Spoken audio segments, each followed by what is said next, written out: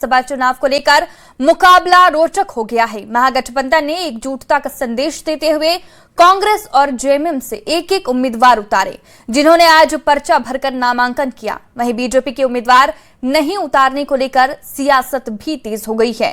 ये रिपोर्ट देखिए। राज्यसभा का रण बढ़ा सियासी तापमान, त्रिकोणीय मुकाबला बढ़ा सियासी मसला।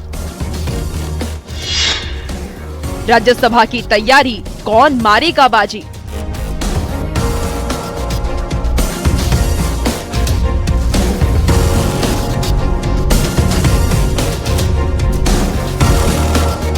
झारखंड में राज्यसभा चुनाव की 2 सीटों पर हो रहा चुनाव अब रोचक मोड़ पर आ गया है। यहाँ मुकाबला त्रिकोणीय हो गया है। राज्यसभा के नामांकन के आखिरी दिन 3 लोगों ने विधानसभा में नामांकन किया। महागठबंधन ने राज्यसभा चुनाव में एकजुटता का संदेश दिया और एक एक सीट पर कांग्रेस और जेएमएम के उम्मीदवारों ने पर्चा भरा। कांग्रेस की तरफ से प्रणव झा और जेएमएम की तरफ से बैजनाथ राम प्रत्याशी बने, तो वहीं बीजेपी ने अपना कोई उम्मीदवार तो नहीं उतारा, लेकिन परिमल नथवानी को राज्यसभा चुनाव के लिए समर्थन दिया है। माननीय मुख्यमंत्री चूंकि राज्य के नेता हैं, इसलिए कोई भी व्यक्ति उनसे मुलाकात कर सकते हैं। इसमें राज्यसभा से संबंधित कोई विषय नहीं है। और मैं ये मानता हूं कि चूंकि गठबंधन के नेता भी माननीय मुख्यमंत्री हैं और उनके लीडरशिप में बैठक हुई है, ये तय हुआ है कि गठबंधन के दोनों प्रत्याशी की जीत सुनिश्चित करने के लिए सारे विधायक एकजुट हैं। ठीक, पूर्ण विजय की उम्मीद है। महागठबंधन के दोनों प्रत्याशियों को पूर्ण विजय की उम्मीद है। आंकड़े हमारे पक्ष में हैं। मुख्यमंत्री स्वयं मौजूद थे। सभी घटक दल के नेता, राजद के, माले के, कांग्रेस से सभी एकत्रित थे। सभी विधायक मौजूद थे, सभी मंत्री मौजूद थे। कल भी मीटिंग हुई थी रात में, वहां सभी मौजूद थे। 8 से 12 और 14 से बाकी का भी मैंने पूरा कार्य किया है। और आज मैं जो यहाँ आया हूँ तो मुझे समर्थन मिला है बीजेपी की तरफ से, बट मेरा सभी पार्टियों से मेरा नाता पहले से ही रहा है, चाहे जेएमएम हो या कांग्रेस हो या निर्दलीय हो, कोई भी आंसू था सब पहले।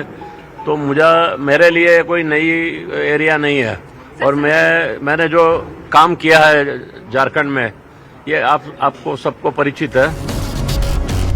महागठबंधन के दोनों प्रत्याशी के नामांकन के समय सीएम हेमंत सोरेन मौजूद रहे, साथ ही भूपेश बघेल और सुरेश पासवान भी मौजूद रहे। सीएम हेमंत सोरेन सहित पूर्व मुख्यमंत्री भूपेश बघेल ने भी महागठबंधन की जीत का दावा किया, तो वहीं सरयू राय ने बीजेपी समर्थित उम्मीदवार के समर्थन में बात कही। इसमें क्या दिक्कत है? बोलने पर कम, काम करने पर ज्यादा विश्वास है। समर्थन जब हमने उनका नामांकन ही उन्होंने किया है, तो इसमें कहाँ दो राय है अब समर्थन करने के बारे में। जहाँ 24 एनडीए में हो रहे हैं, बाकी को लेकर कैसे समीकरण रहेगा? अब ये तो नाथवानी जी जाने और समझें और भाजपा के लोग जाने समझें। हम लोगों का तो अपना एक वोट है, उस वोट को हम लोग दे देंगे। इसके अलावा कहीं कोई दूसरी गतिविधि इस मामले में हम लोगों की नहीं है। राज्यसभा चुनाव को लेकर सियासी सरगर्मी तेज हो गई है। नामांकन के दौरान भी जेएमएम और कांग्रेस बीजेपी पर हमलावर दिखी। बीजेपी तो कहती है कि हम हॉर्स ट्रेडिंग नहीं करते हैं, हम स्वच्छ राजनीति करते हैं। अब बीजेपी पर है कि उनका इंटरनल क्या है, उनके पास कितने आंकड़े हैं। आंकड़े ऐसे खुले तौर पर देखा जाए तो उनके पास आंकड़े नहीं है, लेकिन उनको किन्होंने आश्वासन दिया है, ये सोचने वाली बात है। वो तो पता चलेगा वोटिंग के दिन। राज्यसभा चुनाव में मुकाबला त्रिकोणीय होने के बाद अब देखना ये होगा कि इंडिया गठबंधन अपने दावों के अनुसार कितना एकजुट रहता है। वहीं अंतरात्मा की आवाज की गूंज 18 जून को झारखंड विधानसभा के अंदर कितनी सुनाई देती है और परिणाम पर कितना असर डालती है। रांची से संवाददाता निरंजन सिंह, गौरव झा और संजय सिन्हा की रिपोर्ट। धनबाद में आजसू पार्टी ने कथित पुलिसिया कार्रवाई के विरोध में 22 जून को आक्रोश मार्च निकालने का फैसला किया है। ये मार्च पार्टी के स्थापना दिवस और बलिदान दिवस के मौके पर आयोजित किया जाएगा। ये निर्णय बोकारो में हुई आजसू पार्टी की केंद्रीय समिति की बैठक में लिया गया। पार्टी के मुख्य प्रवक्ता डॉक्टर देवशरण भगत ने बताया कि 5 जुलाई को रांची में महिला सम्मेलन और 7-8 अगस्त को जमशेदपुर में युवा सम्मेलन भी आयोजित किया जाएगा। का प्रदेश स्तरीय सम्मेलन रांची में होगा। महिलाओं का अखिल झारखंड महिला समिति का प्रदेश स्तरीय सम्मेलन होगा। 7-8 अगस्त निर्मल महतो का शहादत दिवस 8 अगस्त है। युवाओं का प्रदेश स्तरीय अधिवेशन जमशेदपुर में होगा और नए नेतृत्व को फिर से तैयार करने के लिए आजसू पार्टी तैयारी कर रही है। अपेक्षित कार्यक्रम के बारे में चर्चा किया गया। पार्टी ने सभी बूथ स्तर पर पदाधिकारी नियुक्त करने का, सभी यूथ आजसू के पूरे संगठन को पंचायत तक पहुंचाने का, साथ ही साथ महिला आदि आबादी की जो आबादी के हमारा संकल्प है उसको और उसके नेतृत्व को संवारने का, उनके नेतृत्व को उभारने का, उन्हें स्वावलंबी बनाने का, उसी संकल्प को आगे जो संगठनिक रूप से ढांचागत रूप से पार्टी का कार्यक्रम था उसी के संदर्भ में चर्चा की गई। आसमान से बरसता पानी, जमीन पर डूबती किसानों की मेहनत। कोल्हान में लगातार हो रही बारिश से चांडिल डैम का जलस्तर बढ़ गया है, जिसका नतीजा ये हुआ कि आसपास के सैकड़ों एकड़ खेत पानी में समा गए। ये रिपोर्ट देखिए। बारिश बनी किसानों की मुसीबत, बढ़ा चांडिल डैम का जलस्तर, सैकड़ों एकड़ धान की फसल जलमग्न। ये तस्वीरें चांडिल डैम के आसपास के गांव की हैं, जहां खेत अब खेत नहीं बल्कि तालाब जैसे नजर आ रहे हैं। पानी के बीच खड़ी धान की फसल किसानों की बेबसी की कहानी बयां कर रही है।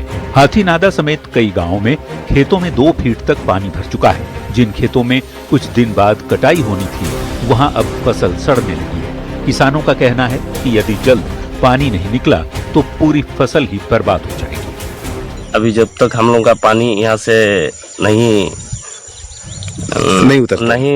उतरेगा तो हम लोग का खेती में धान खेती में रह जाएगा। काशीपुर, लावा, ओढ़िया, अंडा, हुटू और कल्याणपुर गांव सबसे ज्यादा प्रभावित है। यहाँ के किसानों के लिए रबी फसल ही साल भर का सहारा होती है, लेकिन इस बार खेतों में लहलहाने वाली फसल पानी में डूब चुकी है। किसानों का कहना है कि उन्होंने कर्ज लेकर बीज, खाद और कीटनाशक खरीदे थे। अब फसल डूबने से न सिर्फ मेहनत बर्बाद हुई है, बल्कि कर्ज चुकाने की चिंता भी सताई है। धान लगाए हैं तो खेतों में पका हुआ खेतों में पानी घुसा हुआ है। मेरा मांग है कार्यपालक अभियंता से, मुख्य अभियंता से, यहाँ के पदाधिकारी से, झारखंड सरकार से, विधायक से, संसद से, अब पर्व के नाम पर या बिना कारण से बिना मौसम में फाटक खोल सकते हैं। तो आज आवश्यकता है कि आप किसानों के लिए आप फाटक को खोले ताकि जलस्तर नीचे और लोग धान काट के अपने घर को ले जा सकें। हालांकि मामले की गंभीरता को देखते हुए ईचागढ़ विधायक सविता महतो ने डैम अधिकारियों से बात की, जिसके बाद चांडिल डैम के 3 फाटक खोल दिए गए। डैम के फाटक खुलने के बाद खेतों से पानी तेजी से निकल रहा है। इससे किसानों के चेहरे पर थोड़ी राहत जरूर लगती है। हालांकि जिन किसानों की फसल पहले ही बर्बाद हो चुकी है, वे अब सरकार से मुआवजे की मांग कर रहे हैं। ये बारिश में इतना लगातार बारिश होने के बावजूद मतलब यहाँ जो किसान जो मतलब खेती किया, धान का खेती किया है, ये पका हुआ धान पूरी तरह से बर्बाद हो गए हैं। तो ये समय से ग्रामीण द्वारा ये विधायक महोदया को अवगत कराया तो तुरंत गति से ये 3 फाटक खुलवाया। यहाँ पर विस्थापितों का जब तक उसका समुचित विस्थापन के मुआवजा भुगतान नहीं होता है, पुनर्वास स्तर पर सारी व्यवस्था नहीं होता है, तब तक 180 से नीचे पानी का जल स्तर रखा जाए। उन्होंने अपना सीएम को भी ज्ञापन सौंपे हैं, जल संसाधन मंत्री को भी दिए हैं, सचिव स्तर तक के पदाधिकारियों को भी उन्होंने ज्ञापन देने का काम किए और विधानसभा के पटल में भी उन्होंने इस बात को रखने का काम किए। उसके पानी बढ़ने से नुकसान हो रहा है और किसान भाई हमारे हमेशा फोन से हमें जानकारी दिया और विभाग से हम बात करके गेट का खोलने का काम किए हैं। और हमेशा हम हमारे विस्थापित और किसान भाई के साथ हमेशा खड़े रहेंगे।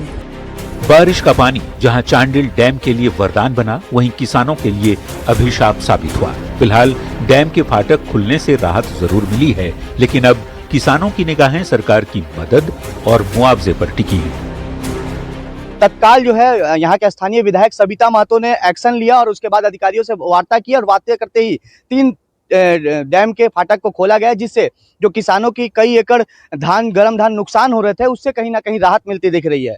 न्यूज़ 18 के लिए चांडिल से आशीष कुमार तिवारी। हजारीबाग में गृह रक्षा वाहिनी चौक से शेख भिखारी मेडिकल कॉलेज तक जाने वाली सड़क लगातार हादसों के कारण मौत की सड़क के नाम से जानी जा रही है। स्थानीय लोगों के अनुसार इस मार्ग पर स्ट्रीट लाइट और हाई मास्टर लाइट की व्यवस्था नहीं है, जिससे रात के समय अंधेरे में अक्सर दुर्घटनाएं हो रही है। मामले को गंभीरता से लेते हुए नगर निगम महापौर अरविंद कुमार राणा ने सड़क का निरीक्षण किया। उन्होंने कहा कि यहां जल्द ही हाई मास्ट और स्ट्रीट लाइट लगाई जाएगी। अंधेरा के कारण केवल यहाँ दिक्कत है, बहुत सारा रास्ता जोड़ता है। जेल रोड भी यही है, मेडिकल कॉलेज इसमें है, यूनिवर्सिटी इसी से जाता है लोग, एफसीआई गोडाउन है बगल में। दिक्कत यही है कि बस रात में अंधेरा रहता है। ये सूचना मुझे मिली थी कि लाइट के अभाव के कारण रात में दुर्घटना हो रही है। बैरिकेडिंग यहाँ किया गया, डिवाइडर बना हुआ है, लेकिन लाइट नहीं है, लंबे समय से लाइट नहीं है। सूचना मिली थी और यह गंभीर विषय था। कल रात में भी एक यहाँ दुर्घटना हुई है, तो हम आज यहाँ निरीक्षण करने आए और यह महसूस कर रहे हैं कि वाकई में ये लाइट की यहाँ कमी है। हम एक हाई मास्ट लाइट चौराहे पर लगा रहे हैं। यहाँ ही नहीं, अभी शहर के कई चौक चौराहों पे हम हाई मास्ट लगाने वाले हैं। गिरिडीह में उस वक्त कोहराम मच गया जब खबर आई कि एक पिता ने ही अपनी तीनों बेटियों को मौत के घाट उतार दिया।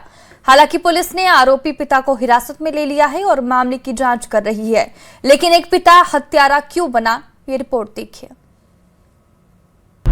बेटियों का कत्ल, गांव में कोहराम, पिता बना हैवान, 3 बेटियों की ली जान।